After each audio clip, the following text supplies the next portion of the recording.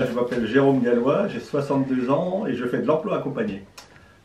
J'ai une formation d'ingénieur, j'ai travaillé 20 ans dans l'industrie lourde, à des postes de direction d'usine et de projet. Et je suis tombé à un moment dans le domaine du handicap pour diriger un ESAT. Et de fil en aiguille, je suis arrivé dans ce qui s'appelle aujourd'hui l'emploi accompagné, qui est un dispositif qui est reconnu maintenant dans la loi en France, qui permet à des personnes handicapées et leurs employeurs d'être accompagnés dans la durée par un accompagnement humain. L'accompagnement, globalement, c'est aider les personnes à avoir une bonne relation et garder une bonne relation. Donc le travail accompagné, c'est un soutien, c'est comme ça que ça s'appelle à l'étranger, soutien dans l'emploi, pour pas que les personnes décrochent et puis pas que les employeurs laissent tomber. Donc on fait ça. Maintenant, il y a une centaine de dispositifs en France qui font ça pour 3 ou 4 000 personnes.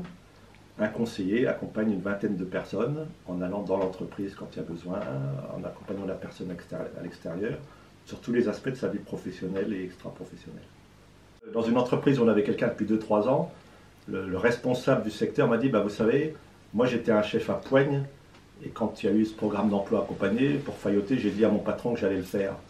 Je me suis dit, je vais lui montrer comment on fait cracher les personnes handicapées comme tout le monde. » Et en fait, dans l'équipe où j'ai mis cette personne-là, je m'étais dit, ils vont produire moins parce que quand même, ça paraît pas évident.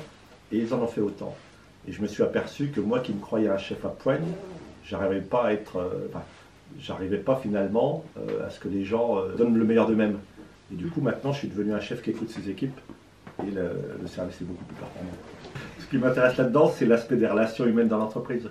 Comment l'introduction de la différence, d'une différence marquée, fait qu'on s'interroge sur la différence de chacun et qu'on construit à partir de ça des relations qui soient vraies et plus humaines. C'est ça qui est le critère de performance de l'entreprise. De par mon expérience industrielle, c'est ça que je sais.